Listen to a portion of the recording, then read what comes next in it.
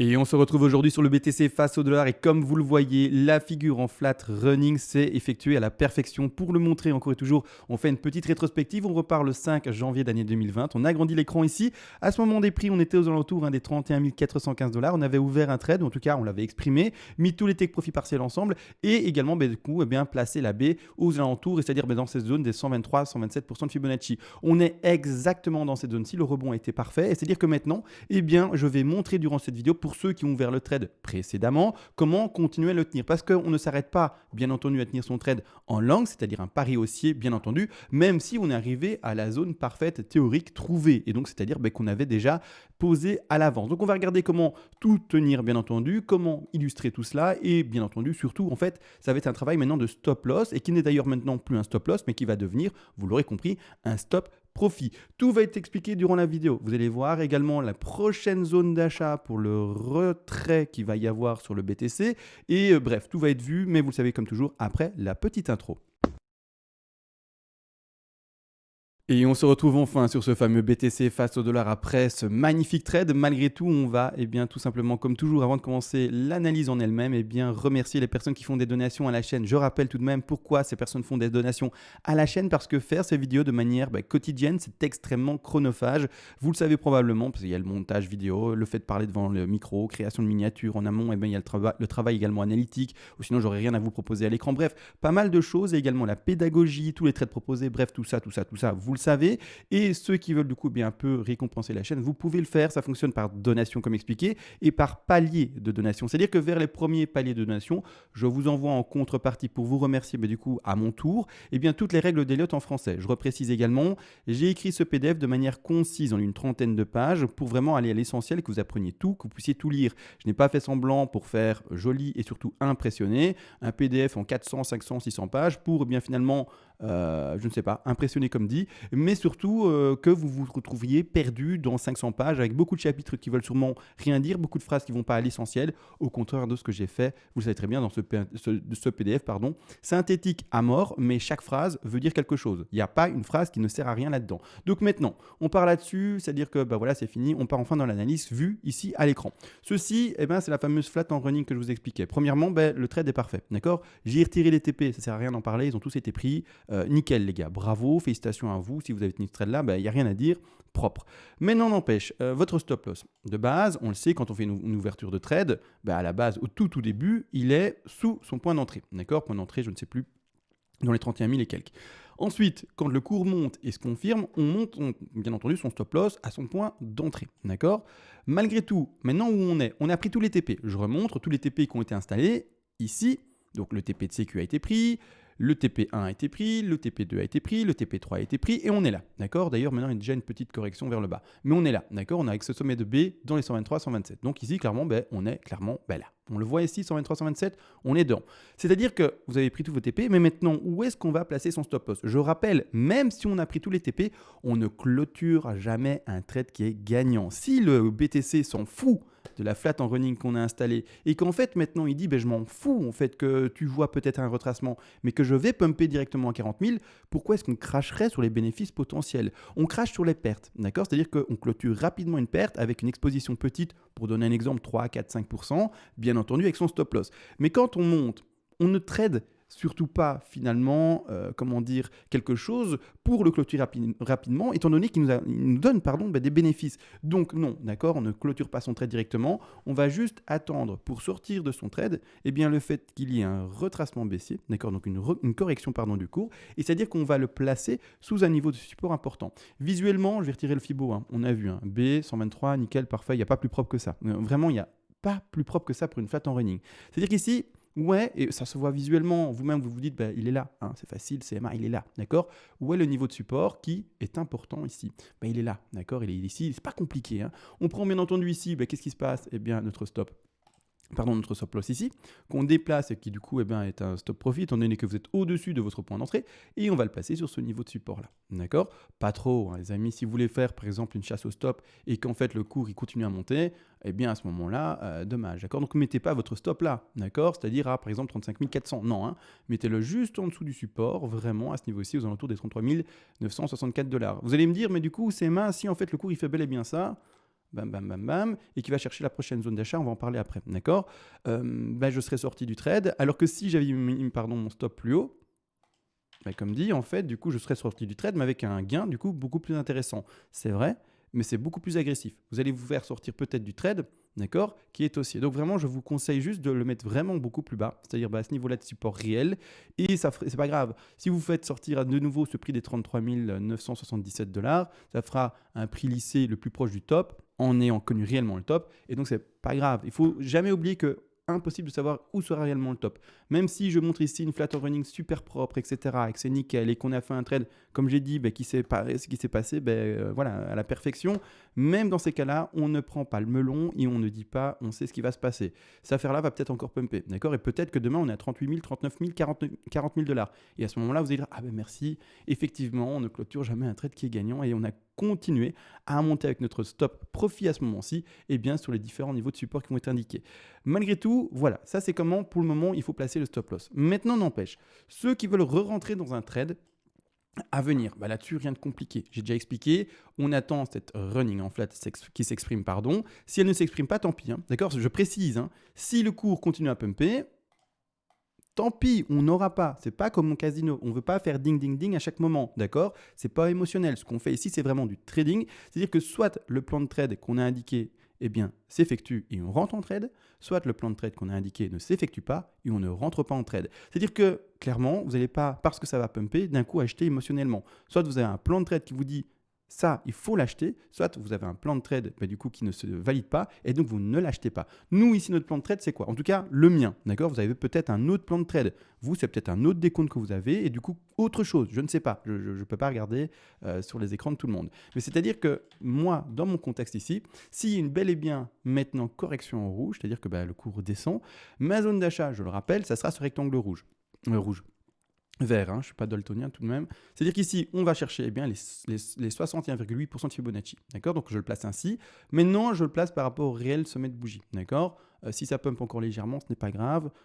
Quand il y aura les bougies rouges, on le placera plus précisément sur le top réel. Maintenant, à l'heure à laquelle je vous lis, en tout cas que je vous lis, non, mais que je lis ici, le graphique, et le fait d'avoir touché très précisément les 123 un peu plus, je le mets déjà à ce niveau-là, on est déjà propre dans la spéculation. C'est-à-dire que, le point d'achat est indiqué ici à 61,8% de Fibonacci. Lors du retracement baissier, si il a bel et bien lieu et que du coup ça valide mais à 1000% la flat en running, on va racheter ce niveau-ci des 32 096 $. Donc plus précisément, je vais stopper ici ma C. D'accord. Le deuxième objectif, si jamais on l'écrase, alors je vous le dis, normalement, c'est pas ce qui devrait se passer, surtout quand on est dans un bull run. Les flat en run, ils vont souvent chercher leur 61,8 et puis par après, continuer à s'extraire vers le haut. Donc normalement, je vais quand même mettre le deuxième objectif d'achat, mais ce n'est pas du tout celui qu'il faut privilégier. Ce sont les 100% de Fibonacci. Petit bug ici, ça fait un rectangle énorme, alors que ce n'est pas du tout ce que je demandais. J'ai juste fait un copier-coller, je ne sais pas, parfois ça part en cacahuète ici. C'est-à-dire que deuxième objectif d'achat seront ici les 29 402 $.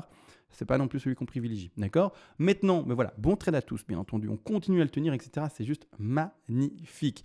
Une chose également, je voulais voir les gaps, s'il y en a eu des nouveaux ou pas. Je sais qu'on a comblé le dernier, ça c'est parfait.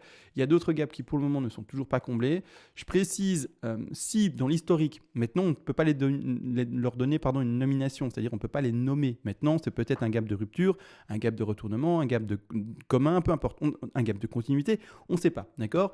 Quand on aura plus d'historique, c'est-à-dire plusieurs mois, voire même, j'insiste, 1 an à 2 ans, on pourra réellement les nommer. Parce qu'à tout moment, on peut peut-être recracher, retourner à 26 000, à 19 000, à 18 000, que sais-je. Donc attention, on nomme pour le moment pas ces gaps, mais n'empêche, dans un bull run, ces gaps-ci ont quand même de bons signaux. Parce que si c'est des gaps de rupture, clairement, ça va être des pumps, mais de folie à reconnaître sur le BTC, et ça va être incroyable à reconnaître. Donc, c'est-à-dire que, je rappelle, mon objectif théorique maximum, normalement, pour le BTC durant ce prochain bull run, ce prochain cycle haussier, ce sont les 120 000 $.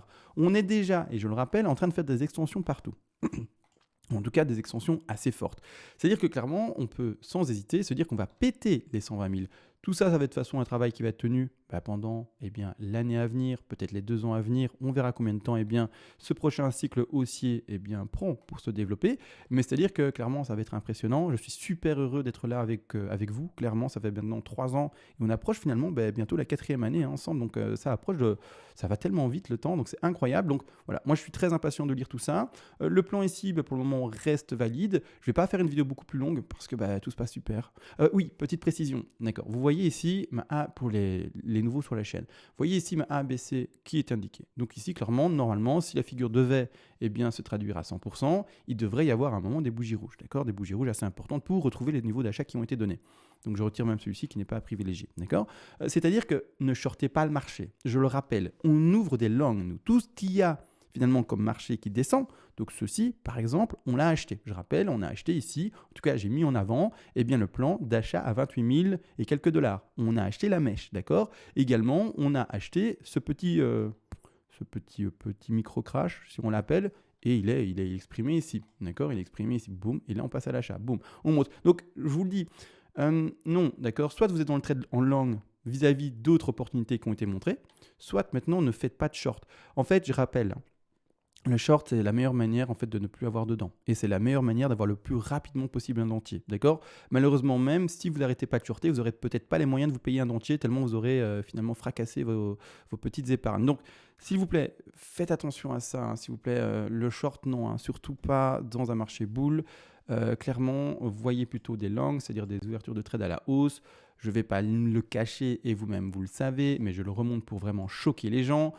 Entre guillemets, mais trouvez-moi du vert là-dedans. Non, il n'y en a pas, d'accord. Donc la personne qui n'arrête pas d'essayer de shorter, c'est comme je le dis, souvent dans les commentaires, j'en lis, et presque dans toutes mes vidéos, moi j'ouvre un short à ce niveau-là. Et ça fait maintenant des mois et des mois que je lis ça. Tous ces gens-là, pour le moment, ont loupé leur coup. Pour la plupart. Après, si vous faites du scalping horaire en minutes ou du swing trade en horaire, en intraday, des choses comme ça, je ne parle pas.